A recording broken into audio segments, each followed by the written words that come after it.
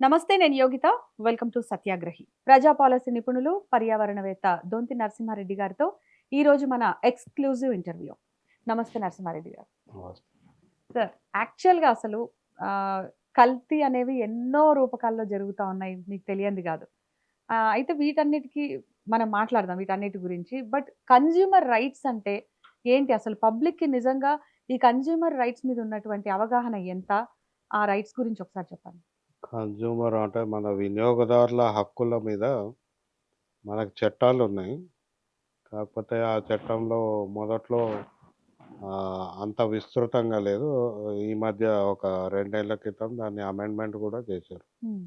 అయితే ఇందులో ప్రధానమైనదేంటంటే వినియోగదారుల హక్కుల్లో మనం ఏదైతే కొంటున్నామో, వినియోగిస్తున్నామో హ్మ్. లేదా భుజిస్తున్నామో వీటికి సంబంధించిన పూర్తి సమాచారం ఆ వినియోగదారునికి అందించే బాధ్యత ఉంది. హ్మ్. తెలుసుకోవాల్సిన హక్కు గూడా వినియోగదారులకుంది. చట్టం అదే జెప్తుంది. హ్మ్. కాకపోతే ఆ చట్టంలో మన దేశంలో కొన్ని పరిమితులున్నాయి. హ్మ్. ఇప్పుడు అదే విదేశాల్లో ఒక సగటు వినియోగదారుడికి కారు కొనుక్కున్నా గానీ, లేదా ఒక ఆహారం కొనుక్కున్నా దానికి సంబంధించి అపరిమిత హక్కులున్నాయి. దాని వలన హాని జరిగినా, దానివల్ల ఆశించిన ప్రయోజనం రాకున్నా, హ్మ్. లేదా సేవలు అందకున్నా గూడా వినియోగదారులు దాని పట్ల వాళ్ళ యొక్క హక్కుని ఉపయోగించి నష్టపరిహారము పొందవచ్చు. సో, అట్లాంటి వ్యవస్థ మన దగ్గర ప్రయత్నం జేస్తున్నారు గానీ రావడం లేదు. ఎందుకంటే అందులో 2, 3 ఒకటేమో ప్రభుత్వము దాన్ని విస్తృతం జేయలేదు అన్నిటికి. తర్వాత అనేక పరిమితుల మధ్య ఈ వినియోగదారుల హక్కుల చట్టం ఉంది. రెండో వైపు వినియోగదారులే వీళ్ళకి అవగాహన లేదు, చైతన్యం లేదు. ఉన్నా పట్టించుకోరు. ఇప్పుడు వినియోగదారుల హక్కులకు ఆహ్, వ కన్స్యూమర్ రైట్స్ ఫోరమ్స్ ఉన్నాయి. హ్మ్. మనకేదైనా వస్తువు కొంటే దాని వలన మనకు ఆ ప్రతిఫలం రాకుంటే ఆ ఫోరంకెళ్ళి కేసు వేస్తే మనకు తగిన నష్టపరిహారం ఇచ్చే ఏర్పాటు ఉందది. సో, అది ఎట్లా అండి? ఇప్పుడు లోకల్‌గా ఉన్న వాళ్ళకి అది ఈజీ యాక్సెసిబిలిటీ ఎలా? అదే డిస్ట్రిక్ట్ లెవెల్‌లో ఉన్నాయి. అన్ని డిస్ట్రిక్ట్స్‌లో ఉంటాయి. ఆ డిస్ట్రిక్ట్ ఫోరంకి వీళ్ళు కంప్లెయింట్ ఇచ్చి హ్మ్. అక్కడ ఏం లాయర్ గూడా అవసరం లేదు. ఓకే.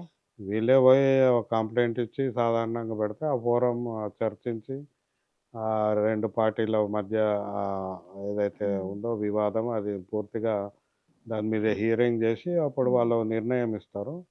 అట్లా చాలా మంచి నిర్ణయాలొచ్చినాయి. తీర్పులొచ్చినాయి. ఓకే. అది ఇన్సూరెన్స్ గావచ్చు, ఏదన్నా వస్తువు గావచ్చు. కాకపోతే ఆహారం విషయంలో మొన్న మధ్య ఓఆర్ఎస్‌కి సంబంధించి గూడా ఒక ఇష్యూ జరిగింది గదా! డాక్టర్ గారు గూడా దాన్ని పెద్ద ఇది చేశారు. బట్ వాళ్ళ విషయంలో ఎందుకని జెప్పి అదే త్వరితంగా రాలేదు. నేనదే జెప్పబోతున్నా. ఆహారం విషయంలోనేమో ఈ చట్టం లో అంత లేదు. హ్మ్. ఇది మనకు food safety standards authority of India అని హ్మ్. ఒకటుంది. హ్మ్. ఆ పేరు గూడా అదే ఫుడ్ సేఫ్టీ స్టాండర్డ్స్ యాక్ట్ అని. హ్మ్. అది 2006లో వచ్చిన చట్టం. హ్మ్. అయితే ఆ చట్టము ఒక 8 చట్టాలు కలిపి ఒక చట్టం తీసుకొచ్చారు. హ్మ్. ప్రివెన్షన్ ఆఫ్ అడల్టరేషన్ యాక్ట్ అని రకరకాల పాతయి ఉన్నాయి.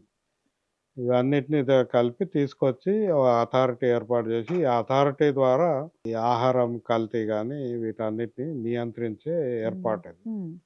కాకపోతే ఇందులో వినియోగదారులకు భాగస్వామ్యం కల్పించలేదు. హ్మ్. అది పెద్ద లోపము. రెండోది ఇది కేంద్ర ప్రభుత్వ పరిధిలో ఉంది. అంటే మనకు చాలా దూరం అది. అవును. ఈ మరి చట్టానికి వినియోగదారుల హక్కుల చట్టం మధ్య ఎట్లాంటి లంకె లేదు. దాంతోటి మనకిప్పుడేదన్నా కల్తీ ఆహారం గానీ, కల్తీ పాలు గానీ ఏదన్నా సమస్యొస్తే వినియోగదారుల ఫోరంకెళ్తే మనకు దానికి హ్మ్. పరిష్కారం లభించదు. అందుకే మొదటి నుంచి అంటున్నాం ఏందంటే, వినియోగదారుల హక్కుల చట్టము ఇప్పుడు అమెరికాలో ఉన్నట్టు విస్తృతం జేయాలి. ఓకే. అందులో ఏదైతే ఇప్పుడు తెలుసుకోవాలి. Basically consent. హ్మ్. రెండోది ఇన్ఫర్మేషన్. హ్మ్. ప్రయర్ ఇన్ఫర్మేషన్ ఉంటే మనకు మనం తీసుకుంటామా లేదా అనేది ఉంటది. అండ్ ఈ సూపర్ మార్కెట్స్ కానివ్వండి, షాపింగ్ మాల్స్‌లో గానివ్వండి, మనం చూస్తున్నాం కొన్ని మాల్స్‌లో ఎక్స్‌పైరీ డేట్ అయిపోయిన వస్తువులు అమ్ముతున్నారని అది చాలా ఫ్రీక్వెంట్‌గా వినిపిస్తుంది. మరి దీని మీద ఇంత బయటికొస్తున్నా గూడా చర్యలు ఎందుకు లేవు? అంటే ఈ వినియోగదారుడు వెళ్లి కంప్లెయింట్ ఇస్తేనే చర్యలు తీసుకుంటారా? గవర్నమెంట్‌కి బాధ్యత లేదా ఇలాంటి వార్తలొచ్చినప్పుడు? ఇక్కడే అదే ఇప్పుడు food safety standards authority of ఇండియాకి క్షేత్రస్థాయిలో ఎవరు లేరు ఎంప్లాయీస్. హ్మ్. ఇది మళ్ళీ స్టేట్ గవర్నమెంట్ ద్వారా జేయాలి. స్టేట్ గవర్నమెంట్‌లో గూడా ఫుడ్ ఇన్స్‌పెక్టర్స్ ఉంటారు. హ్మ్. వాళ్ళు గూడా మున్సిపాలిటీ పరిధిలోనే ఉంటారు. హ్మ్. ఇప్పుడు పంచాయతీలకు సంబంధించి ఉండరు. సో, మున్సిపాలిటీ పరిధిలో ఇప్పుడు హైదరాబాద్ తీసుకుంటే, హ్మ్. హైదరాబాద్‌లో బహుశా ఒకరో, ఇద్దరో ఉండొచ్చు అంతే ఫుడ్ ఇన్స్‌పెక్టర్లు. తగినంత సిబ్బంది లేరు. ఓకే. సిబ్బంది ఉన్నా గూడా బహుశా అమలు గాకపోవచ్చు. ఎందుకంటే, మనం సాధారణంగా మన ప్రభుత్వం ఎట్లా పనిచేస్తుందో తెలుసు. వినియోగదారులకు వాళ్ళ హక్కులు అందించే వ్యవస్థ రావాలి. ఓకే. అందుకే మొదటి నుంచి ఏమంటున్నామంటే, మనకిప్పుడు వినియోగదారుల ఫోరం ఉంది గాబట్టి, ఈ ఫోరం పరిధిలోకి ఆహారం సంబంధించిన వస్తువులు అన్నీ తీసుకొస్తే, అప్పుడు కొద్దిగా ఆ పరిస్థితి మెరుగయ్యే అవకాశం ఉంది. ఓకే. అయితే ఇక్కడ ఇంకో సమస్య ఏందంటే, భారతదేశంలో మనకు ఆహార పరిశ్రమలో 2 రకాల వ్యవస్థలున్నాయి. ఒకటేమో ఇన్ఫార్మల్ వ్యవస్థ. హ్మ్. అంటే మనకెప్పటినుంచో వచ్చి ఇప్పుడు స్ట్రీట్ ఫుడ్ గానీ, అంటే కరెక్ట్. చిన్న చిన్న ఆహ్, పని అవును. జేసుకునేవాళ్ళు ఈళ్ళంతా ఉన్నారు. ఇగ వీళ్ళ మీద నియంత్రణ అంటే చాలా కష్టము. అవును. కానీ ఆర్గనైజ్డ్ ఫుడ్ ఇండస్ట్రీ ఉంది. ఇప్పుడు ప్యాకేజ్ ఫుడ్ గానీ, హ్మ్. హ్మ్. ప్యాకేజ్డ్ ఫుడ్ ప్రాసెసింగ్ ఇండస్ట్రీ ఇవేమో చాలా పెద్దయి. ఈ పెద్దవాటిని నియంత్రించలేని పరిస్థితి ఎఫ్ఎస్ఎస్ఏకి ఉంది. ఎందుకంటే వాళ్ళకి పొలిటికల్ క్లౌట్ హ్మ్. ఉంటుంది. హ్మ్. చిన్న వాళ్ళని నియంత్రించలేరు. ఎందుకంటే ఇది చాలా చిన్న స్థాయిలో ఉంటుంది. సో, ఈ రెండిటి మధ్య అసలు మనకు ఫుడ్ కంటామినేషన్ గానీ, ఆ ఫుడ్ క్వాలిటీ కంట్రోల్ గానీ ఇంకా ఎస్టాబ్లిష్ కాలేదు. హ్మ్. Diversity of food. రకరకాల ఫుడ్ ఇప్పుడు ఇడ్లీ అనుకోండి. Idli in case it is packaged. ఆ ఇడ్లీలో ఏముండాలి? What is the standards? ఇవి లేవు గదా! మన హ్మ్. దగ్గర. హ్మ్. ఇడ్లీ ఎట్లుండాలని మనకు తినే వాళ్ళకి తెలుసు గానీ, there is no legally recognised standard. Hmm. అట్లా చాలా ఆహారం ఉంది. హ్మ్. రకరకాల మోడర్న్ గాదు గదా! మన ఇన్ఫార్మల్ గాబట్టి. అవునవును. స్టాండర్డ్స్ లేవు. కాబట్టి వీళ్ళకి ఇష్టరీతిన ఆహ్, ఇస్తున్నారు. ఇప్పుడు మనం చాయ్ తాగుతాం చాలా చోట్ల. చాయ్ ఒక్కొక్కళ్ళు ఒక్కొక్కటి ప్రపోర్షన్ ఉంటుంది. There no standard.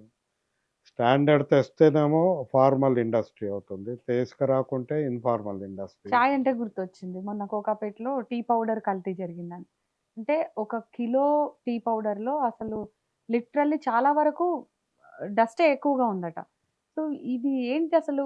దాన్ని కూడా వదలకుండా అంటే ప్రాణాలతో చెలగాటం ఆడడమే ఇది. సో, దీన్ని అరికట్టాలంటే ఏం చేయాలి మరి? మొట్టమొదట ఆ చట్టం ఏదైతే ఉందో ఫుడ్ సేఫ్టీ స్టాండర్డ్స్ యాక్ట్ ఏదైతే ఉందో 2006 చట్టము ఇప్పుడు ఈ 20 ఏళ్లయింది. హ్మ్. ఈ 20 ఏళ్ల అనుభవం బట్టి దాన్ని అమెండ్‌మెంట్ తీసుకురావాలి. రెండోది చట్టం కఠినం జేయాలి. ఎందుకంటే ఆహారం గాబట్టి హ్మ్. తిన్న వాళ్ళ మీద తక్షణము దాని యొక్క ఇంపాక్ట్ ఉండే అవకాశం ఉంటుంది. దీర్ఘకాలికంగా గూడా ఉండొచ్చు. హ్మ్.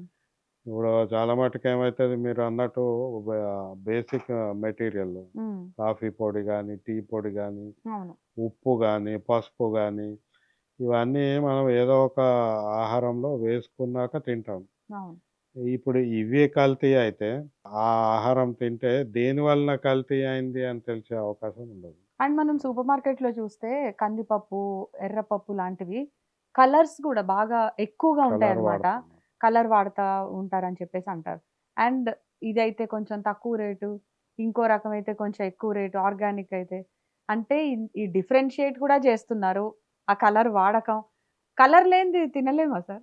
అంటే అది అట్రాక్షన్ కొరకు ఒకటి.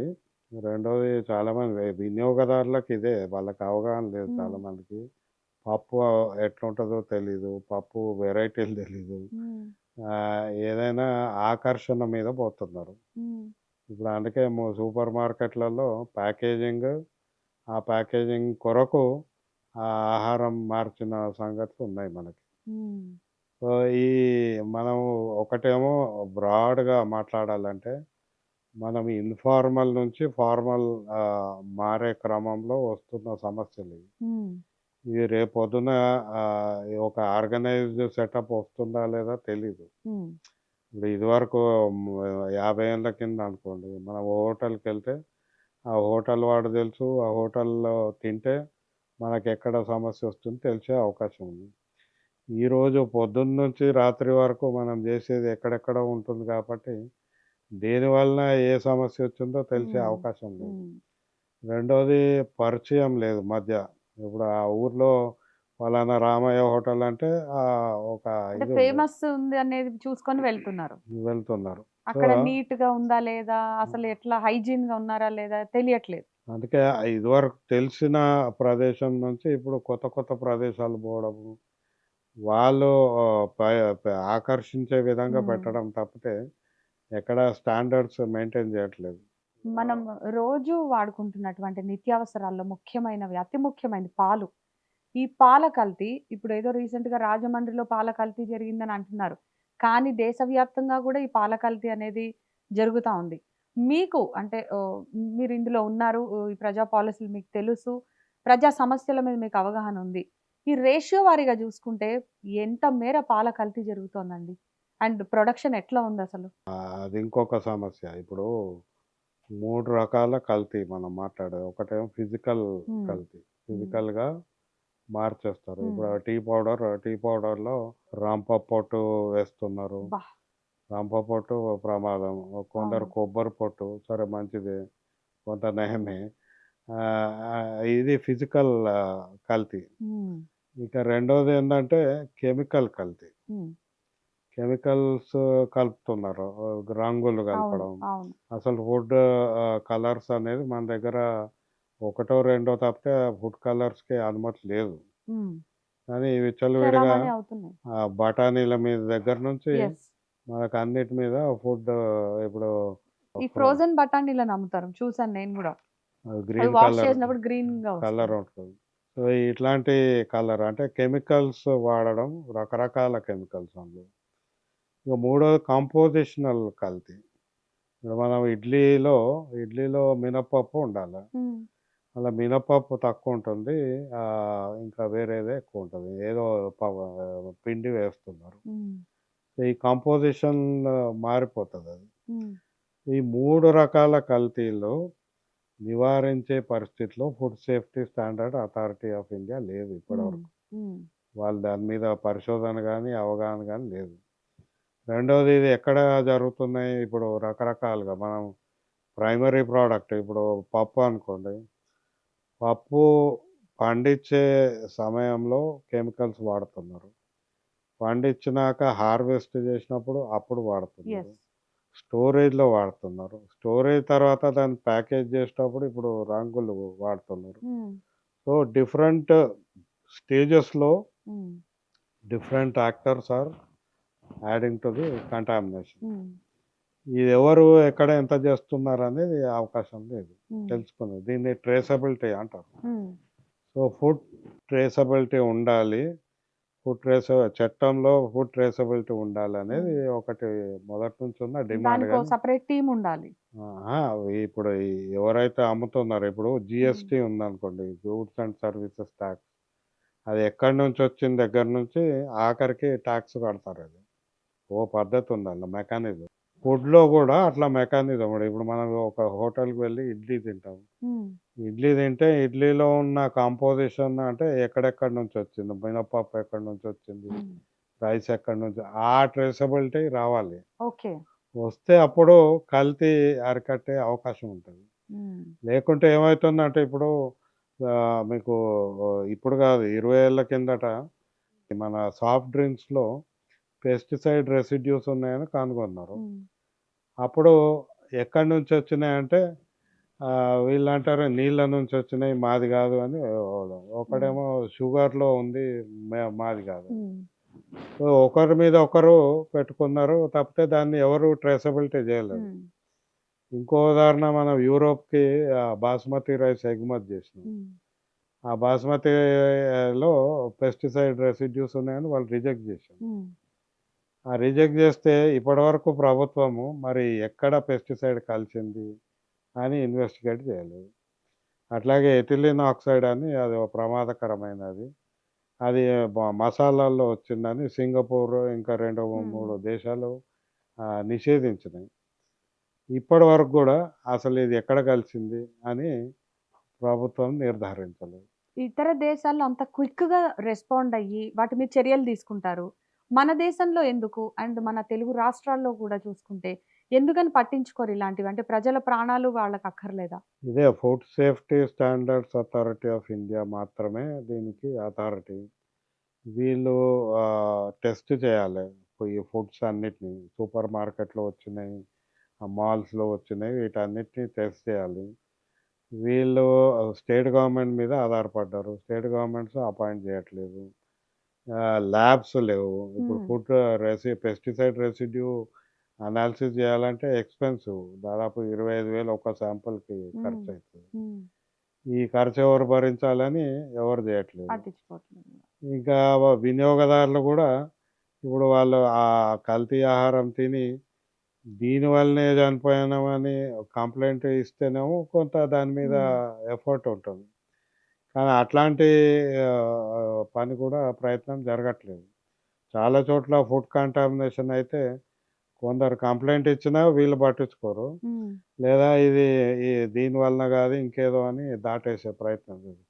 అంటే ఒక సైంటిఫిక్ ప్రాసెస్ అనేది మన దగ్గర జరగట్లేదు. హ్మ్. వినియోగదారులు కూడా మాకు ఈ హక్కులున్నాయి. హ్మ్. ఈ చట్ట ప్రకారం ఈ హక్కులున్నాయి. ఈ చట్ట ప్రకారం ఈ సంస్థ ఉంది. హ్మ్. ఈ జవాబుదారీ వీళ్ళని అడగాలి అనేది మనము అడగట్లేదు, చేయట్లేదు. ఇక ఫ్రూట్స్ విషయానికొస్తే మనం ఎవ్రీ ఇయర్ మాట్లాడుకుంటాం. మ్యాంగోస్ సీజన్ వచ్చినప్పుడు అది బాగా పెస్టిసైడ్స్ యూజ్ చేసి వస్తున్నాయి. పురుగు మందుల వాడకం ఎక్కువుందని జెప్పేసి వింటూ ఉంటాం. ఎట్ ద సేమ్ టైమ్ మనం రోజు తినేటువంటి అరటిపళ్ళు అవి బాగా యెల్లోగా కనిపిస్తాయి పండినట్టు. కానీ లోపల చూస్తేనేమో గట్టిగుంటున్నాయి. అసలు ఏంటండి ఈ ఈ ప్రాసెస్ అంతా గూడా ఎందుకు అరికట్టలేకపోతున్నాం? ఈ కల్తీ అనేవి అంటే ఈ కైండ్ ఆఫ్ అన్ని ఫ్రూట్స్‌కి వర్తిస్తదిది. నాట్ ఓన్లీ మ్యాంగో అండ్ అరటిపండు ఇవే కాకుండా మనం వాటర్ మిలన్‌కి గూడా జూస్తున్నాం. సో, ఎన్ని రకాలుగా జరుగుతుందంటారు? వీటిని అరికట్టేటువంటి చర్యలేంటి? అంటే దీన్ని మనం ఉత్పత్తి దగ్గర నుంచి చూస్తే మీరు మన పుచ్చకాయ గాని అంటే ఆహ్, పండించే దగ్గరనా? లేపోతే పండి అమ్మకాలకొచ్చేటప్పటికి జరుగుతోందా? పండించే దగ్గర జరుగుతుంది. ఇప్పుడు మనకు సంత్రా గాని, మోసంబి గాని, హ్మ్. మామిడికాయలు గాని, మామిడి పండ్లు అవును. ఇవన్నీ ఇప్పుడు ఎక్కడైతే రైతులు పండిస్తుందో వాళ్ళు పెస్టిసైడ్ స్ప్రే చేస్తున్నారు వాటి మీద హ్మ్. చాలా మటుకు. అయితే దానికి గూడా కొన్ని విధి విధానాలున్నాయి. ఇప్పుడు స్ప్రే జేసినాక ఒక పలానా పెస్టిసైడ్ స్ప్రే చేస్తే ఒక 15, 20 రోజుల వరకు దాన్ని అండ్ ఇంత ముట్ట మోతాదని ఉంటుంది గదా! మోతాదుంటుంది. దాన్ని ముట్టొద్దు. హ్మ్. దాన్ని కోయవద్దు గూడా. ఓకే. కానీ చాలా మటుకు ఏం చేస్తారు రైతులు, వాళ్ళకి మార్కెట్‌లో మంచి రేట్ రావడానికి హ్మ్. కాయ దశలోనే వాటిని కోస్తారు. కాకపోతే ఇది అప్పటికే మాగింది అని చెప్పడానికి కొంత పెస్టిసైడ్ స్ప్రే అబ్బా! చేస్తున్నారు. దాన్ని తీసుకొచ్చినాక ఎందుకంటే పండే ఇస్తే వాళ్ళు కొనరు కాబట్టి. ఎందుకంటే ట్రాన్స్‌పోర్టేషన్‌లో లాసెస్ ఉంటాయి. కుళ్ళిపోతాయి. ఆ! కూలిపోతాయి. లాసెస్ ఉంటాయి కాబట్టి కాయ హ్మ్. దశలోనే కొంటారు. కొని తీసుకొచ్చి దాన్ని అప్పుడు గోడౌన్‌లలో దాన్ని మాగబెడతారు. అరటిపండు గానీ, మామిడికాయ గానీ ఏవైనా గూడా ఈ గోడౌన్‌లలో వాటిని హ్మ్. ఆర్టిఫిషియల్ కెమికల్స్ పెట్టి మగ్గబెడితే ఆ కెమికల్ రెసిడ్యూస్ వాటిలోకొస్తున్నాయి. హ్మ్. ఇప్పుడు అరటిపండు మనం సాధారణంగా అది ఒక ఫ్యూమ్స్ వచ్చేది పెడతారు. ఏది కార్బన్‌ది అనుకుంటాం. కానీ ఇప్పుడు విదేశాల్లో అయితే ఇక్కడ గూడా మొదలైంది. కాయ మన గెల కోయంగానే గెల మొత్తం ఒక పూల్ ఉంటుంది. ఓ నీళ్ళ ఆ పూల్‌లో హ్మ్. పెస్టిసైడ్ కలిపిన పూల్‌లో వీటిని అబ్బా! పడేస్తుంటారు. సో, అది ఇక్కడి నుంచి ఇట్లా ఫ్లో అయితే అక్కడ పికప్ జేస్తారు. అంటే దాంట్లో ఉండే చీడపీడ అన్నిటికి కనపడకుండా చంపేయడానికి అట్లా అంటే మొట్టమొదట హార్వెస్ట్ అయిన ఇమ్మీడియేటే పెస్టిసైడ్ స్ప్రే హ్మ్. జరుగుతుంది. హ్మ్. అట్లాగే యాపిల్ గూడా ఫామ్ బయటకి రాగానే హ్మ్.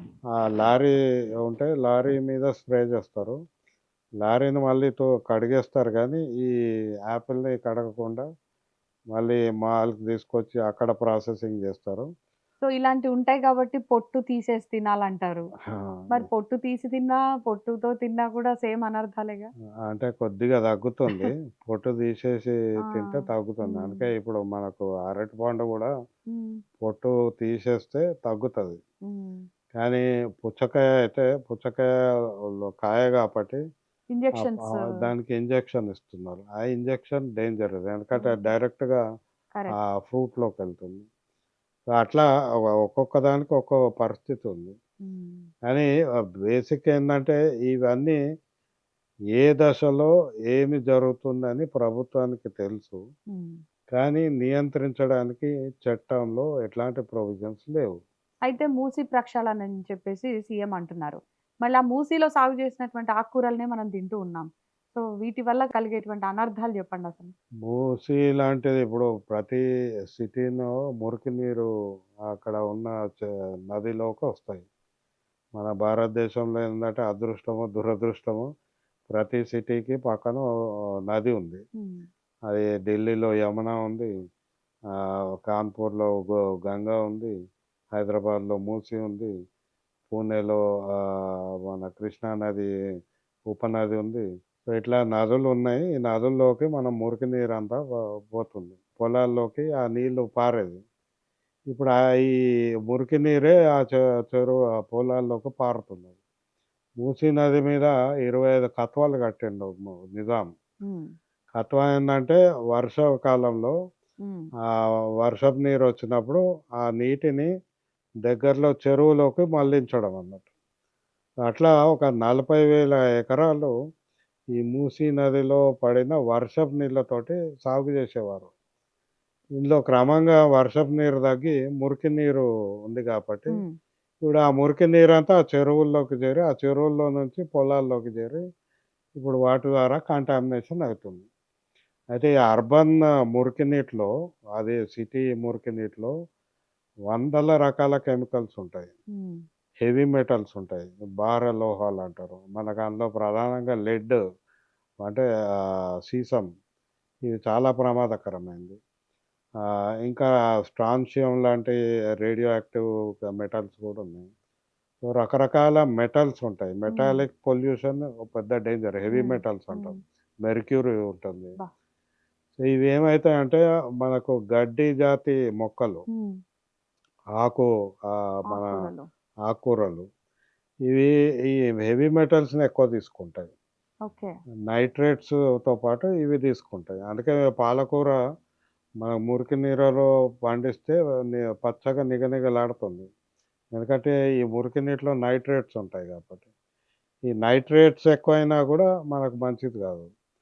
ఆ నైట్రేట్స్ ప్లస్ హెవీ మెటల్స్ ఇవి ఆకులోకొస్తాయి.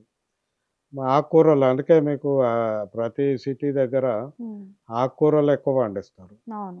ఈ అసలు కొన్ని చోట్ల గ్రీన్ కలర్‌లో ముంచి అమ్మిన దృశ్యాలు మనకు సోషల్ మీడియాలో చాలా సార్లు చూసాం. బట్ ఇవి ఎందుకని అసలు ప్రభుత్వాల దాకా పోవు.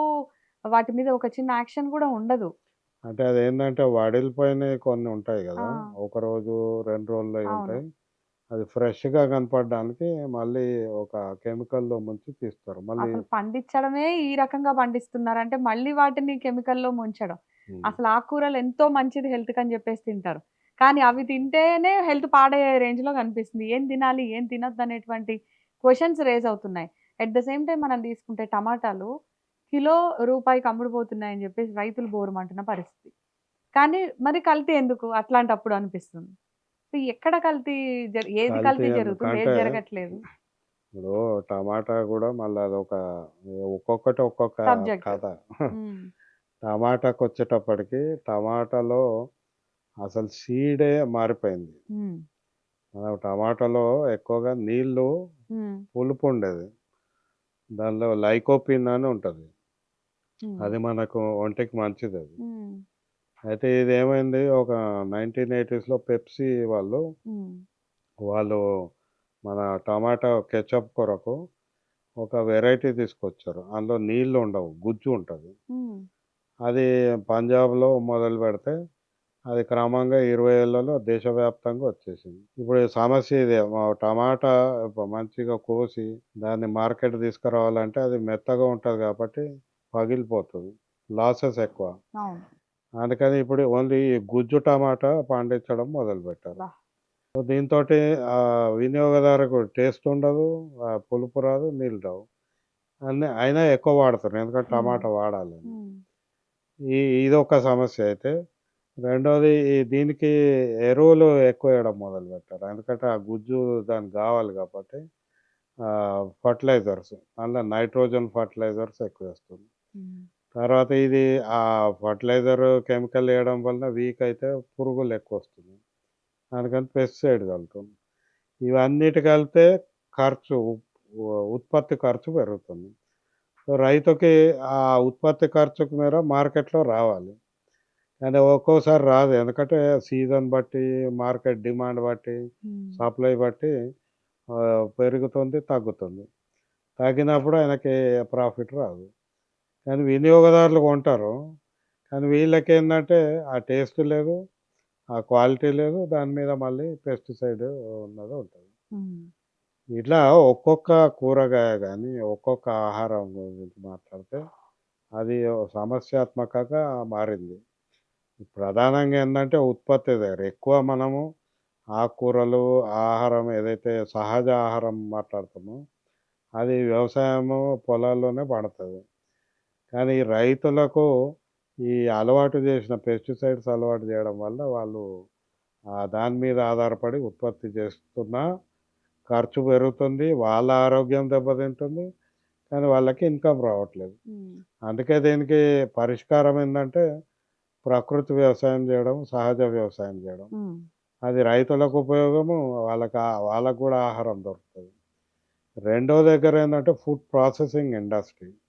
అది మనం ఇప్పుడు బియ్యము రైస్ మిల్ దగ్గర నుంచి దాల్ మిల్లు, ఆయిల్ మిల్స్ ఇట్లా ఈ ప్రాసెసింగ్ ఇండస్ట్రీ దశలో గూడా కంటామినేషన్ చేస్తున్నారు.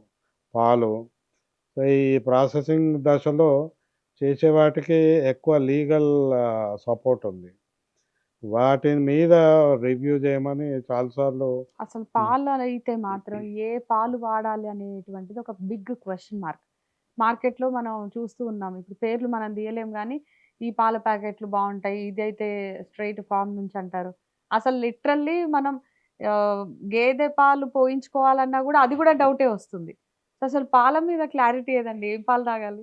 పాలదేందంటే ఎప్పుడైనా మనం చూసి, ఆ గేదెని చూసి మళ్ళీ ఆ తాగితే గేదెకి బెటర్. ఫీడ్ చేసే అదే ఇప్పుడు అదొక ఫుడ్‌ది గూడా ఒక సమస్యొస్తుంది. సమస్యే.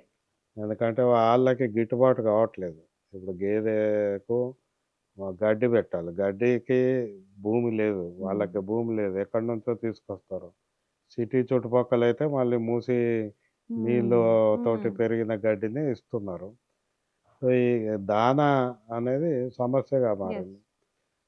రెండోది అంటే కనీసం కొద్దిగా తగ్గేదేందంటే, మనం ఇంటి దగ్గర హ్మ్. గేదె ఉంటే, ఆ గేదె దగ్గర పోయి పాలు తెచ్చుకోవడం ఉత్తమం. మంచిది. హ్మ్.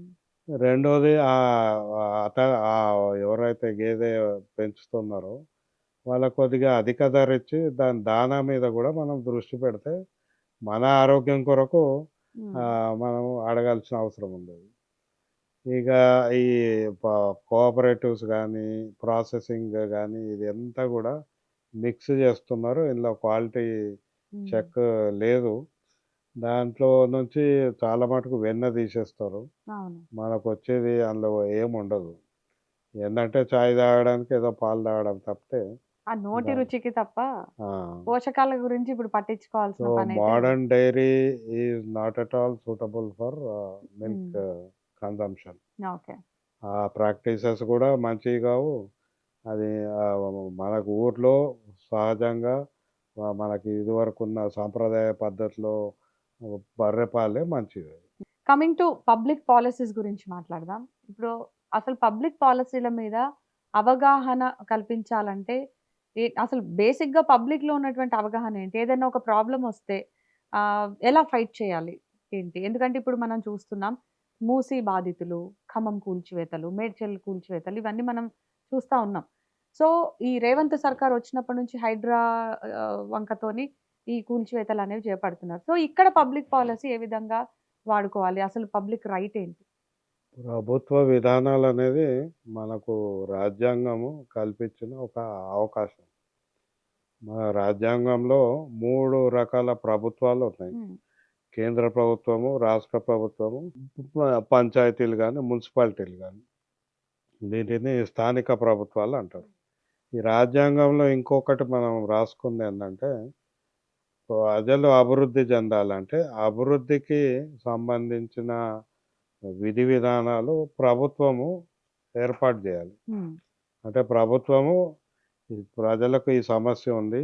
ఈ సమస్యకు పరిష్కారము మేము ఈ విధంగా చేస్తున్నామని ప్రకటించడమే విధానం. హ్మ్. అందులో ఒకటేమో బ్రాడ్‌గా చూస్తే అభివృద్ధి అనేది గూడా ఒక విధానం. కానీ అభివృద్ధిలో మళ్ళీ చిన్న చిన్నవుంటాయి. ఇప్పుడు ఎట్లయితే ఆహారం ఉంది. హ్మ్. ఆహారం నాణ్యత పెంచడం మా లక్ష్యము అని ప్రభుత్వం ప్రకటిస్తే అదొక విధానం అది. ఇట్లా ప్రతి ఒక్క విషయంలో విధానం అనేది హ్మ్. ఏర్పాటు జేయడానికే మనకు ఇటు అసెంబ్లీ ఉంది. అటు పార్లమెంట్ ఉంది. హ్మ్. తర్వాత మున్సిపాలిటీలో స్టాండింగ్ కౌన్సిల్ ఉంది. పంచాయత్‌లో ఉంది. ఇవన్నీ గూడా వేదికలు. విధానము తయారు జేయాల్సిన వేదికలు. కానీ ఈ విధానాలు తయారు జేయడానికి కొంత ఎక్స్‌పర్ట్స్ అవసరం గాబట్టి మనకు హ్మ్. ప్లానింగ్ కమిషన్ అని ఏర్పాటు చేశాం. హ్మ్. ప్రణాళికా సంఘం. అది కేంద్రంలో ఉంటుంది. రాష్ట్రంలో ఉంటుంది. కానీ ఎట్లా పనిచేస్తుంది? ఇప్పుడు అవి పనిచేయట్లేదు దాదాపు. ఇప్పుడు ఏవి పనిచేయట్లేదు. మనకు పార్లమెంట్ పనిచేయట్లేదు. అసెంబ్లీ పనిచేయట్లేదు. ప్రభుత్వమేమో చట్టాలు తెస్తుంది గానీ, విధానం తేవట్లేదు. చట్టం వేరు, విధానం వేరు. హ్మ్. ఇప్పుడు ఫుడ్ సేఫ్టీ మనం మాట్లాడితే, ఫుడ్ సేఫ్టీ ఎట్లా, ఎవరికి సంబంధించి తీసుకోవాలనేది ఒక విధానం. ఆ విధానంలో ఒక భాగము చట్టం. హ్మ్. ఆ చట్టంలో మనకున్న కొన్ని సాధనాలేందంటే, శిక్షించడం, తప్పు చేసిన వాళ్ళని ఇట్లాంటివుంటాయి. హ్మ్.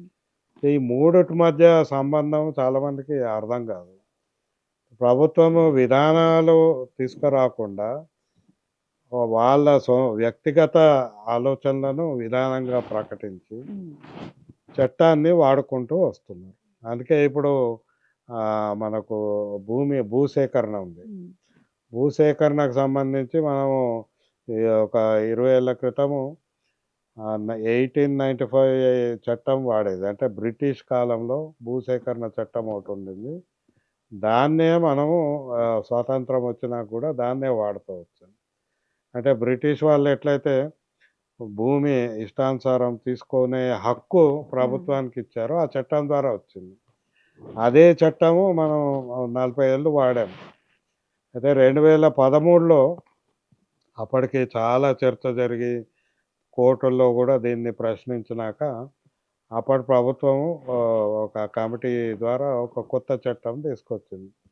ఈ కొత్త చట్టంలో ఏం జెప్పారంటే, భూసేకరణలో 4 అంశాలు ఉండేవి. మొదటి నుంచి గూడా ఒకటి డిఫెన్స్ పర్పస్ అంటే మనకు రక్షణ హ్మ్. సంబంధించిందైతే ఇక అది అవసరం ఉంటే తీసుకోవాల్సిందే. ప్రభుత్వానికి ప్రాథమిక హక్కులు ఉంటాయి అందులో. ఎవరిదైనా గాని భూమి. రెండోదేందంటే అభివృద్ధికి సంబంధించి అంటే విస్తృతంగా ప్రజలందరికి ఉపయోగపడేదానికి తీసుకోవడానికని. మూడోది ఏదన్నా కొంత ఒక వ్యక్తిగతంగా లేదా ఒక గ్రూపు లేదా ఒక ప్రాంతానికి ఉపయోగించే విధంగా. సో, ఈ మూడిటిని కొద్దిగా డిఫైన్ చేస్తూ హ్మ్. రక్షణకు కావాల్సిందేమో తీసుకోవచ్చు అనేది ఇచ్చారు. ప్రజల అవసరాలకు విస్తృత ప్రయోజనాలుంటేనేమో ముందస్తు సమాచారం ఇవ్వడము, ఒక పబ్లిక్ హియరింగ్ నిర్వహించడం అట్లా తీసుకోవచ్చని చెప్పారు. మూడోది ప్రైవేట్ పనుకు అట్లాంటిదైతే ప్రభుత్వము సేకరించవద్దు అనేది ఈ హ్మ్. హ్మ్. 2013 చట్టంలో వచ్చింది. అయితే ఇప్పుడు పరిశ్రమలు గానీ, ఏదన్నా ప్రాజెక్ట్ గానీ, ఏదన్నా రోడ్ ప్రాజెక్ట్ గానీ, ఇవేవి తీసుకున్నా గూడా వీటిలో ప్రభుత్వము అక్కడ ఆ ప్రపోజల్ ఉంది. ఈ ప్రపోజల్ ఏం చేద్దామని ప్రజల ముందు పెడితే, ప్రజలు ఒప్పుకుంటేనే ఆ ప్రాజెక్ట్ ముందుకెళ్తుంది. అది పద్ధతి ఇది. ఓకే. సో, ఈ పబ్లిక్ పాలిసీ అనేది అయితే ఈ చట్టం ద్వారా ప్రభుత్వము ఒక ప్రకటన ఏందంటే భూసేకరణ నిర్బంధంగా తీసుకోము. అవసరమైన మేరకే రక్షణ అవసరాలకు తీసుకుంటాము. విస్తృత ప్రయోజనాలకు తీసుకుంటాం కానీ ప్రైవేట్ పర్పస్‌కు తీసుకునేది లేదు అని ఒక ప్రకటన ద్వారా వచ్చింది. సో, చట్టానికి, విధానానికి ఉన్న అయితే ఈ డిఫరెన్స్ అండి? చట్టాన్ని మార్చిండ్రు. ఆహా! చట్టం 2013లో వస్తే దీని వలన భూమి సేకరణ చేయలేమని చెప్పి ప్రతి రాష్ట్ర ప్రభుత్వం మళ్ళీ కొత్త అమెండ్మెంట్ తీసుకొచ్చి మార్చుకున్నారు. ఓకే. అట్లా తెలంగాణలో కూడా మార్చారు. ఆంధ్రప్రదేశ్‌లో కూడా మార్చారు. సో, ఇక్కడ 2017లో ఇంకో కొత్త చట్టం వచ్చింది. ఆ చట్టం ఏం చెప్తుంది?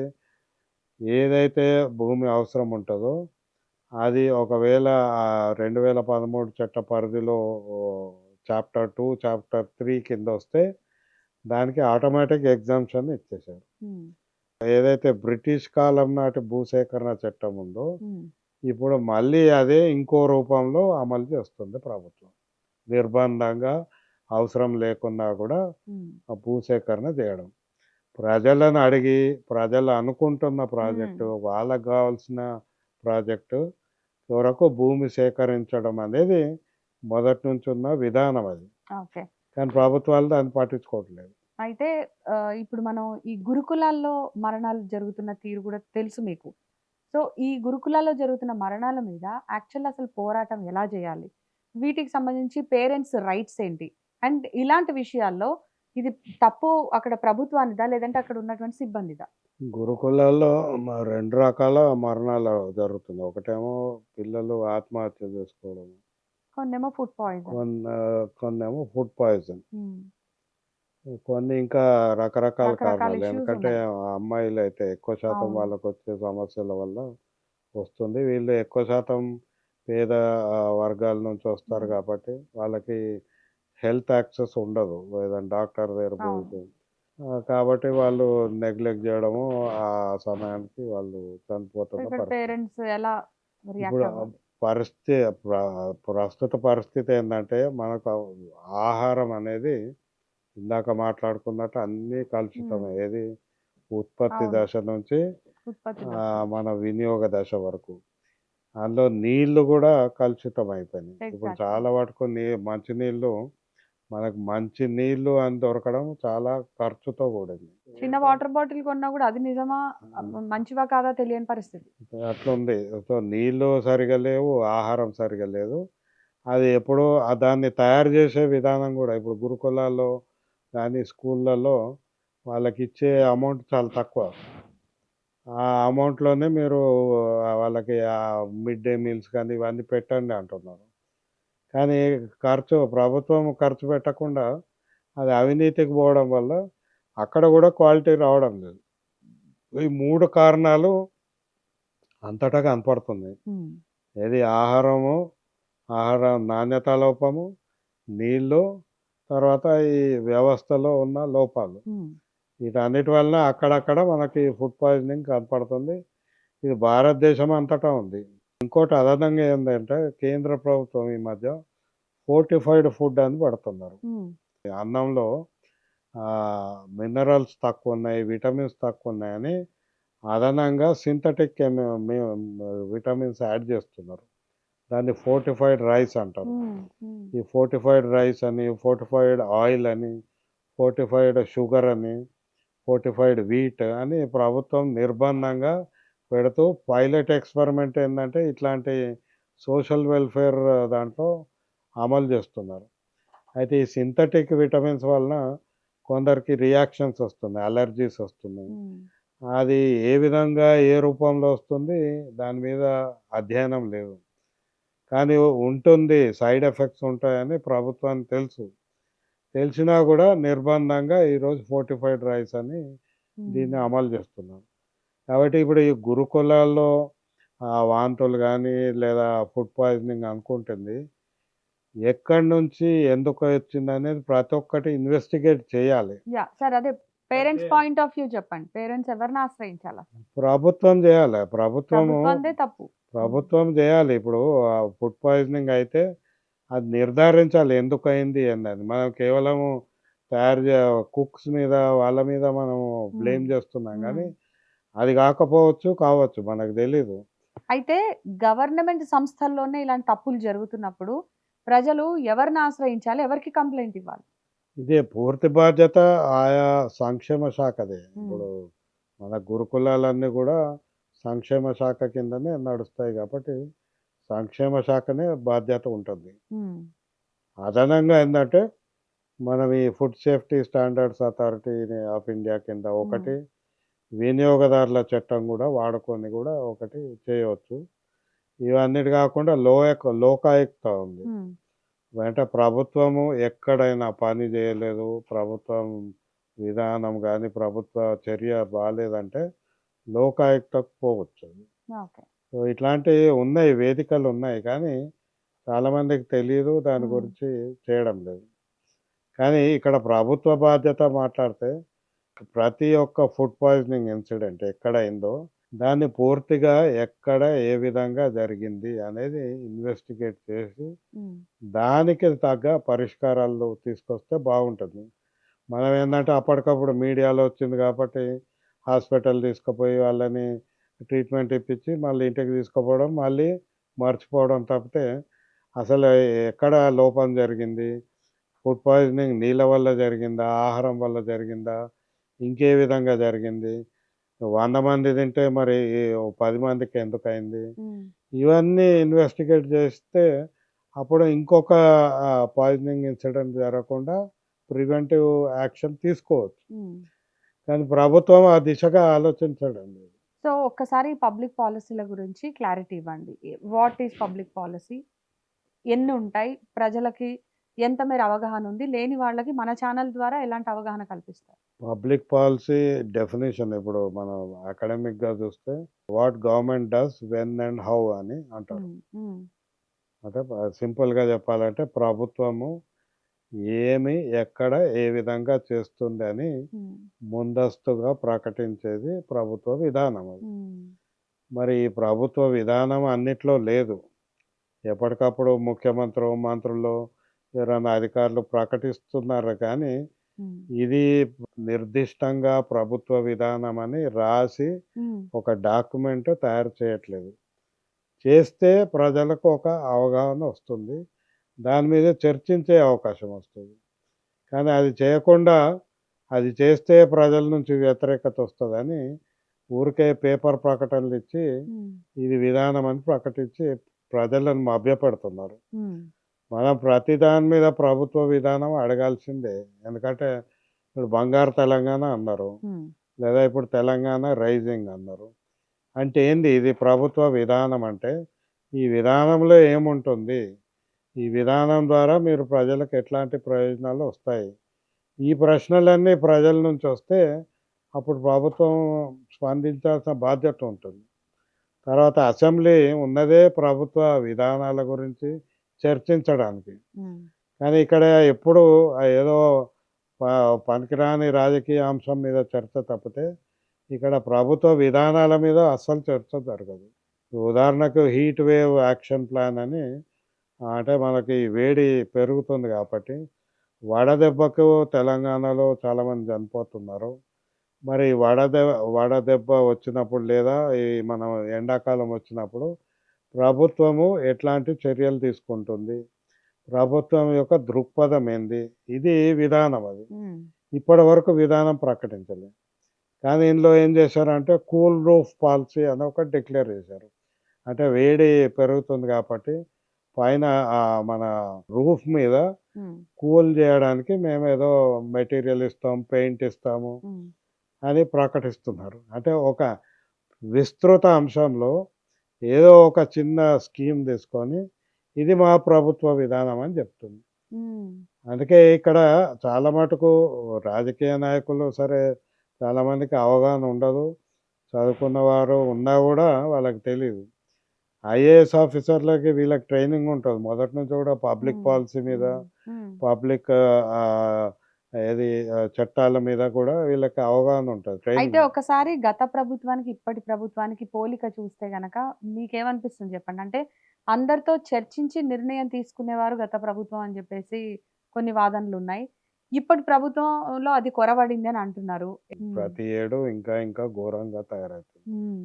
ఇప్పుడు ప్రతి ఏడు ఒక బడ్జెట్ వస్తది. హ్మ్.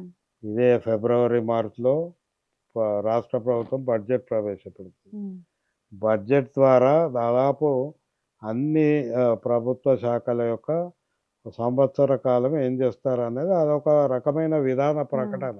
కానీ దాని మీద చర్చ జరగదు గదా! హ్మ్. అది ఎప్పుడూ జరగలేదు.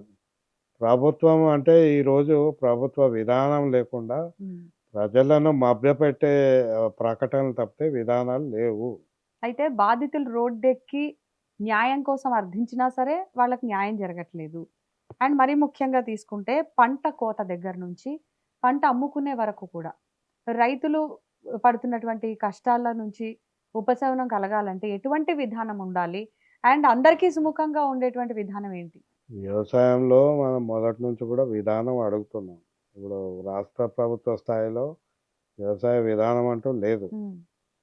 రెండోది వ్యవసాయంలో వందల సమస్యలున్నాయి. వీటన్నిటిని సమగ్రంగా ఆలోచించి ఒక ఫార్ములా అనే హ్మ్. విధానం అది. హ్మ్. ఆ విధానం ప్రభుత్వం ఆలోచించకుండా కేవలం ఒక 2 పథకాలు తీసుకొచ్చారు. హ్మ్. ఇదివరకు ప్రభుత్వము రైతు బంధు అన్నారు. హ్మ్. తర్వాత రైతు రుణమాఫీ అన్నారు. హ్మ్. ఇప్పుడు గూడా ప్రభుత్వం అదే మాట్లాడుతుంది. అంతే తప్పితే రైతులు వాళ్ళ సమస్య ఏంది? వాళ్ళు ఒకే పంట మీద ఎందుకు హ్మ్. ఆధారపడాల్సొస్తుంది? వాళ్ళకి ఆదాయం ఎందుకు తక్కువొస్తుంది? వారు పెస్టిసైడ్స్ ఎందుకు వాడుతున్నారు? మరి ప్రభుత్వం చేయాల్సిన సహకారం ఏంది? వీటన్నిటి మీద చర్చ ప శాసనసభలో జరగాలి. జరిగి ఒక విధానం తీసుకురావాలి. మనం మొదటి నుంచి కూడా సమగ్ర వ్యవసాయ విధానం కావాలని హ్మ్. కోరుతున్నాం. హ్మ్. కానీ ప్రభుత్వాలు ఆ పని చేయకుండా హ్మ్. కేవలం ప్రకటనలు రైతు రాజు అని ఏదో మభ్యపెట్టే ప్రకటనలు తప్పితే ఇది కొత్తగా మనం ఏం చూస్తున్నాం? విపరీతమైన వేడి పెరుగుతుంది. విపరీతమైన వర్షాలొస్తున్నాయి. అకాల వర్షాలొస్తున్నాయి. వీటన్నిటి వలన చీడపీడ పెరిగింది. పంటల దిగుబడి తగ్గింది. రైతులు నష్టపోతున్నారు. మరి ప్రభుత్వము ఈ దశలో హ్మ్. కూర్చొని ఒక సమగ్ర వ్యవసాయ విధానం తీసుకురావాలి. ఇది అడుగుతున్నా గూడా ప్రభుత్వం చేయట్లేదు. అండ్ ఇటీవలి కాలంలో మనం చూస్తున్నాం ఏ పంట కోసమైనా సరే ఎరువుల వాడకం అనేది చాలా తప్పనిసరి అయిపోయింది. ఈ పరిస్థితి అసలు ఎందుకొచ్చింది? అంటే మనం రైతుల తిప్పలు చూస్తా ఉన్నాం. సో, బేసిక్‌గా ఇక్కడ ప్రభుత్వాలు ఎందుకు దీని మీద దృష్టి పెట్టట్లేదు? ఓ పక్క భూసారం కూడా తగ్గిపోతున్నటువంటి పరిస్థితి. ప్రభుత్వము ఇది సమస్యగా భావించట్లేదు. హ్మ్. ప్రభుత్వం ఇప్పటికీ గూడా హ్మ్. మేము కృత్రిమ ఎరువులు, కెమికల్ ఎరువులు ఇస్తేనే మనకు హ్మ్. ఆహార ఉత్పత్తి జరుగుతుందని భావిస్తున్నాం. హ్మ్. అందుకే అందుకే ఈరోజు గూడా ఎరువులు ఎక్కువేసినా గూడా హ్మ్. ప్రభుత్వము దాని మీద దృష్టి పెట్టట్లేదు. హ్మ్. ప్రభుత్వానికేందంటే ఇప్పుడు మేము సబ్సిడీ ఇస్తున్నాము ఎరువుల మీద అంటారు. హ్మ్. కానీ ఆ ఎరువుల మీద ఇచ్చే బదులు సహజ సిద్ధమైన ఎరువులకు సబ్సిడీ ఇస్తే హ్మ్. ఇటు రైతుకి ఖర్చు తగ్గుతుంది. అటు నేల సారం పెరుగుతుంది. ఆహార నాణ్యత పెరుగుతుంది. కానీ ఇది గాకుండా ఇప్పటికి గూడా ప్రభుత్వము ఫర్టిలైజర్సే సప్లై చేస్తామంటుంది. అంటే మనం అనుకుంటున్న సమస్య ప్రభుత్వం దృష్టిలో సమస్య కానే కాదు. హ్మ్. దాంతోటి విధానము దీనికి తిరుగుడుగా ఉంది తప్పితే విరుగుడుగా లేదు. ఓకే. అయితే దేశవ్యాప్తంగా చూసినా, ముఖ్యంగా మన తెలుగు రాష్ట్రాల్లో చూసుకున్నట్టయితే, ఈ పురుగు మందుల వాడకం అనేది ఇంత విపరీతంగా పెరిగిపోవడానికి ప్రధాన కారణాలేంటి? ప్రభుత్వమే కారణం. హ్మ్. ప్రభుత్వము మొదటి నుంచి గూడా గ్రీన్ రెవల్యూషన్ పేరు మీద హ్మ్. హరిత విప్లవం అని జెప్పి మేము హైబ్రిడ్ విత్తనాలు ఇస్తాము. ఈ హైబ్రిడ్ విత్తనాలు దానికి ఎరువులు వాడితే మీకు దిగుబడి వస్తదని చెప్తున్నారు. హ్మ్. కానీ క్రమంగా ఏమైందంటే ఇవి బలహీనమైన విత్తనాల వల్ల చీడపీడ పెరిగి పెస్టిసైడ్స్ వాడకం పెరిగింది. హ్మ్. ఈరోజు రైతు ఏ పరిస్థితిలో ఉన్నాడంటే, మేము అసలు పెస్టిసైడ్ వాడకుంటే పంట రాదు అనే ఒక దశకు చేరింది. ఇది అడిక్షన్ అంటారు. హ్మ్. కానీ ఇప్పటికీ అనేక మంది రైతులు ఇవేవి వాడకుండా ఉత్పత్తి చేస్తున్న వాళ్ళున్నారు. దిగుబడి సాధించిన వాళ్ళున్నారు. కానీ ప్రభుత్వము ఇప్పటికీ కూడా పెస్టిసైడ్ కంపెనీస్ని పెస్టిసైడ్ ఇంకా పెంచండి అని ప్రోత్సాహం ఇస్తుంది. నేను ఇందాక అన్నట్టు ప్రజలేమో అనారోగ్యం పాలవుతున్నారు. పెస్టిసైడ్ రెసిడ్యూస్ ఆహారంలో అవును. కనపడుతున్నాయి. ఇవి ప్రభుత్వానికి సమస్యగా కనిపించట్లేదు. ఇటు ఈ సేంద్రియ వ్యవసాయం, ప్రకృతి వ్యవసాయాన్ని ప్రోత్సహించడానికి ప్రస్తుత విధానాల్లో ఉన్నటువంటి లోపం ఏంటి? ఎట్ ద సేమ్ టైమ్ ఎలాంటి విధానాలు అమలు చేయాలి? ప్రకృతి వ్యవసాయానికి ఇప్పుడు కేంద్ర ప్రభుత్వం మొన్న 750 కోట్లు మాత్రమే ఇచ్చింది. ఇది పెంచాలి. రెండోది కెమికల్ ఎరువులకి దాదాపు 1,80,000 కోట్ల సబ్సిడీ ఉంది. ఈ సబ్సిడీ సహజ ఎరువులకు మళ్ళిస్తే అప్పుడు మనకు స్వావలంబన ఉంటుంది, ఉత్పత్తి పెరుగుతుంది. రైతుకి ఖర్చు తగ్గుతుంది, దిగుబడి పెరుగుతుంది. సో ఇట్లాంటి అంటే కొన్ని చాలా ఫండమెంటల్‌గా, ప్రాథమికంగా మన యొక్క దృక్పథం మార్చుకోవాల్సిన అవసరం ఉంది వ్యవసాయం పట్ల.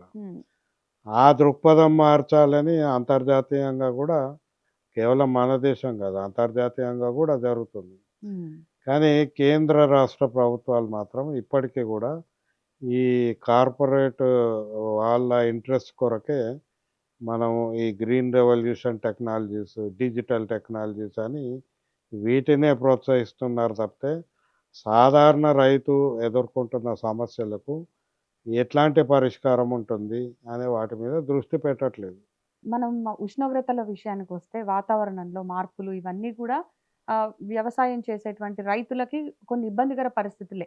ఒకప్పుడు మనకి ఏప్రిల్, మే నెలల్లో ఉష్ణోగ్రతలు ఎక్కువగా ఉండేవి. ఇప్పుడు ఫిబ్రవరి, మార్చిలోనే ఎక్కువగా కనిపిస్తున్నాయా? ఏంటి కారణాలు?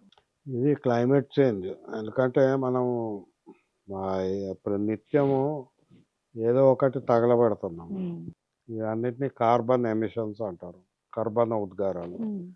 అది మనం డీజిల్, పెట్రోల్, కోల్ ఇవన్నీ వాడడం ఒకవైపు అయితే, రెండో వైపు ప్రకృతిలో కార్బన్ డయాక్సైడ్ని పీల్చుకునే శక్తి ఉన్న సముద్ర జలాలు కానీ, మన అడవులు కానీ ఇవి క్షీణిస్తున్నాయి. దాంతో వాతావరణంలో ఈ ఉద్గారాలు పెరిగిపోయి పుడమి యొక్క వేడి పెరుగుతుంది. అది ఇప్పుడు కాదు, ఎప్పుడో 50 ఏళ్ల కిందటనే గుర్తించారు. సో దీనికి 1990 కొలమానం తీసుకొని 1990కి ముందు ఉన్న దాని మీదకెళ్ళి ఎంత ఉష్ణోగ్రత పెరుగుతుందని చెప్పి, దాన్ని బట్టి ఇప్పుడు ఏమో అంచనాకు వచ్చారంటే మనము 1.5 డిగ్రీలు పెరిగింది వాతావరణం ఇప్పుడు ఈ గత 30 ఏళ్లలో. ఇది ఇంకా 0.5 డిగ్రీలు అంటే 2 డిగ్రీలు పెరిగితే చాలా మటుకు జీవాలు చచ్చిపోతాయి, మనుషులు కూడా బతకలేని పరిస్థితి వస్తుంది, పంటలు పండని పరిస్థితి వస్తుంది, వాతావరణం పూర్తిగా మారిపోతుంది. మనకు అకాల వర్షాలు, కుండపోత వర్షాలు, వేడి ఇవన్నీ పెరుగుతాయి అనేది చెప్తూ వస్తున్నారు. అందుకే దానికి అంతర్జాతీయ సమావేశాలు కూడా జరుగుతున్నాయి క్లైమేట్ యాక్షన్ కొరకు, క్లైమేట్ చేంజ్ కాన్ఫరెన్సెస్ అంటారు. అయితే ఇక్కడ మనకేంటంటే ఈ ఉష్ణోగ్రత పెరగడం వల్ల గత 10 ఏళ్లలో ఎవ్రీ ఇయర్ అంతకుముందు కంటే ఎక్కువ పెరుగుతుంది. ఇప్పుడు 2025 గత 10 ఏళ్లలో అత్యధికంగా వేడి ఉన్న సంవత్సరం. అట్లే 2024 అంతకుముందు 10 ఏళ్లలో. అంటే ప్రతి ఏటా ఉష్ణోగ్రత పెరుగుతూ వస్తుంది. కానీ ఈ పెరుగుదల 2 డిగ్రీలు ఇంకా 2 డిగ్రీలు దాటితే అసలు ప్రాణాలు ఉండే పరిస్థితి లేదు. ఎందుకంటే వేడి ఉష్ణోగ్రత పెరిగితే ఉండలేము. హ్యూమిడిటీ పెరుగుతుంది. హ్యూమిడిటీ వల్ల ఇటు మనకు చీడపీడ యొక్క పాపులేషన్ ఎక్కువైపోతుంది, హ్యూమిడ్ కండిషన్. దాంతోపాటు మన పంటలు, మొక్కలు కూడా జీవించలేని పరిస్థితి, ఉత్పత్తి దాని పరిస్థితి. తర్వాత ఈ మొక్కలు నేల నుంచి తీసుకోవాల్సిన లవణాలు కూడా తీసుకోలేని పరిస్థితి. ఇవన్నీ ఇప్పటికే వచ్చినాయి. ఇవి ఇంకా ఇంకా పెరుగుతూ వస్తుంది ఉష్ణోగ్రత పెరిగిన. అండ్ రాను రాను పరిస్థితులు ఇటు భూగర్భ జలాలు కానీ, మట్టిలో ఉండేటువంటి ఉపయోగకరమైనటువంటి సూక్ష్మ జీవులు అంతరించిపోవడం గాని ఇవి కూడా మనం చూస్తున్నాం. వీటికి కారణాలు. వీటన్నిటికీ ఉష్ణోగ్రత కారణము, కెమికల్స్ మనం కెమికల్స్ వాడే ముఖ్యంగా. కెమికల్స్. హ్మ్.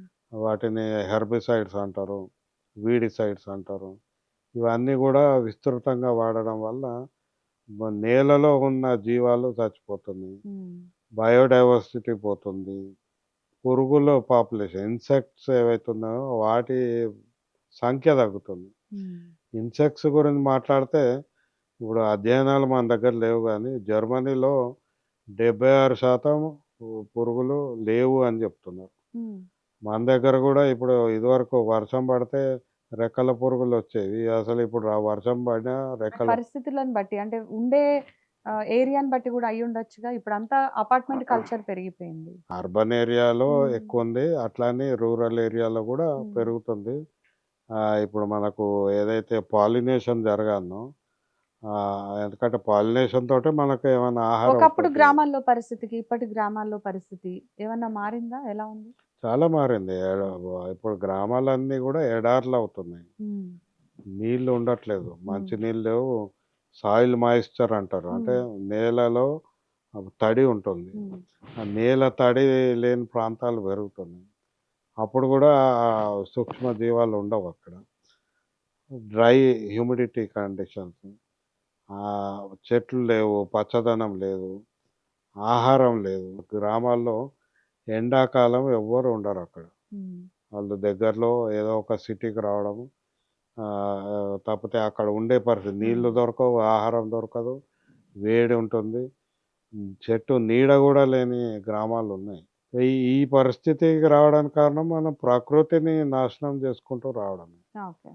సో, ప్రకృతిని వినాశనాన్ని తగ్గిస్తే మనకు సత్ఫలితాలొస్తాయి. ఓకే. అది కెమికల్ వల్ల నాశనమా? ఫిజికల్ రిమూవలా? ఏదన్నా మనం మాట్లాడితే ప్రకృతి వినాశకాలను తగ్గించుకోవాల్సిందే. రేవంత్ ప్రభుత్వం చేపడుతున్నటువంటి మూసీ ప్రక్షాళన, మూసీ సుందరీకరణ, కూల్చివేతలు అంటున్నారు. సో, ఇది ఎంతవరకు అవసరం అంటారు? ఎట్ ద సేమ్ టైమ్ ప్రజలకి ఏదైనా ఇబ్బంది ఉంటే గనక ఇప్పుడు ఈ ప్రభుత్వ పబ్లిక్ పాలిసీలు వాళ్ళు ఇప్పుడు ఇలాంటి సందర్భంలో ఎలా ఉపయోగపడతాయి వాళ్ళకి? మూసీ నది మేము ఇప్పుడు కాదు 1990లోనే మేము ఓ పుస్తకం తీసుకొచ్చాం. మూసీ నది పరిరక్షణ గురించి. హ్మ్. అప్పటికి ఇప్పటికి ఇంకా దిగజారిపోయింది చాలా మటుకు. మూసీ నదిలో 2 సమస్యలున్నాయి ఇప్పుడు. ఒకటేమో కాలుష్యం. విపరీతమైన కాలుష్యం. పేరుకుపోయిన కాలుష్యం. 30 ఏళ్ల అవును. నుంచి పారుకుపోతున్న కాలుష్యం. ఇది గాక రెండోది మూసీ నది యొక్క పరివాహక ప్రాంతం వినాశనం గావడము. మూడోది మూసీ నది యొక్క విస్తీర్ణం, నది విస్తీర్ణం, భూభాగం గూడా కబ్జా కావడం. ఏది హైదరాబాద్ నగరంలో దాని చుట్టుపక్కల. సో, దానికి కూల్చివేతలు అంటున్నారిప్పుడు. దానివలన ఏమైతాయంటే మనకు వరదలు, వరద ముప్పు పెరిగింది. గత 5 ఏళ్లలో మనం జూస్తున్నాం. అది వరకు 10 ఏళ్ళో, 15 ఏళ్ళకోసారి వచ్చే వరదలు మూసీ నదిలో ఇప్పుడు మనం హైదరాబాద్‌లో ప్రతిసారి వర్షం పడినప్పుడల్లా వరద ముప్పు చూస్తున్నాం. రెండోది కాలుష్యం. విపరీతమైన కాలుష్యం. అందులో నేను ఇందాక అన్నట్టు వందల రకాల రసాయనాలు. అవి గూడా పేరుకుపోయిన రసాయనాలు. హ్మ్. వాటి యొక్క స్థాయి మళ్ళీ మనకు భూగర్భ జలాల్లో, మన ఆహారంలో, మన మంచినీటిలో, మన గాలిలో కూడా కనపడుతుంది. ఇక మూడోది ఉన్న భూమినే దాన్ని కబ్జా చేయడం వలన, ప్రైవేటీకరణ చేయడం వలన ఇంకా నదికి సమస్యలొచ్చి ఇంకా వరదల పరిస్థితి పెరుగుతుంది. అంటే ఇది ఒకదానికొకటి లింక్డ్. ముడిపడిపోతూ అది ఇంకా ఇంకా పరిస్థితి తీవ్రతరమవుతుంది. ప్రభుత్వము ఇప్పుడు కాదు 25 ఏళ్ల నుంచే మూసీ ప్రక్షాళన చేస్తాము. మూసీ సుందరీకరణ చేస్తామన్నారు. మేము మొదటి నుంచి అంటున్నాం సుందరీకరణ అనేది మానవులు చే ఆలోచనే వద్దు. నది తనంతట తానుగా సుందరంగా ఉంటుంది. హ్మ్. కానీ ఆ నదిని ఒక నదిగా ఉంచితే నది సుందరంగా ఉంటది. మనం చేసే పనేం లేదు. కానీ సుందరీకరణ పేరిట కాంక్రిటైజేషన్ చేస్తున్నారు. ఇప్పుడు ఇది నదిని కాపాడడం గాదు. పేరు నది మూసీ నది పరిరక్షణ అని చెప్తున్నా గూడా, మూసీ నదిని ఇంకా కుచించి, ఒక కాంక్రీట్ స్ట్రక్చర్ తయారు జేసి, సాయంత్రం పూట జనాలు ఒక గంట సేపు కూర్చోవడానికి ఒక విస్తృత ప్రదేశం తయారు సో చేస్తారు. ఫైనల్లీ ఓవరాల్‌గా కామన్ పీపుల్ ఏదైనా సమస్య వచ్చినప్పుడు ఎవరిని సంప్రదించాలి? అంటే ఇటు పబ్లిక్ పాలిసీకి సంబంధించి కావచ్చు, కన్స్యూమర్ రైట్స్‌కి సంబంధించి కావచ్చు, మీరు ఒక ఎక్స్‌పీరియన్స్‌డ్ పర్సన్‌గా మన వ్యూవర్స్‌కి ఇచ్చేటువంటి సజెషన్ ఏంటి? అదే సమస్య బట్టి ఉంటుంది. ఒక్కొక్క సమస్యకి ఒక్కొక్క హ్మ్. పరిష్కార వేదిక ఉంది మన దగ్గర. కాకపోతే ఒక సాధారణ స్థాయిలో మాట్లాడాలంటే మనం ప్రజాప్రతినిధులను ఎన్నుకుంటున్నాం. అవును. మన సమస్యలు పరిష్కరించడానికి. కాబట్టి ఏ సమస్య వచ్చినా గూడా ఆ ప్రజాప్రతినిధిని ప్రశ్నించాల్సిందే. అది కార్పొరేటర్ గావచ్చు, సర్పంచ్ గావచ్చు, ఎమ్మెల్యే గావచ్చు, ఎంపీ గావచ్చు. హ్మ్. వీళ్ళ మీద ఒత్తిడి తెచ్చి వీళ్ళ ద్వారా హ్మ్. పరిష్కారం తీసుకురావాల్సిన పరిస్థితి ఉంది. Thank you so much. Thank you.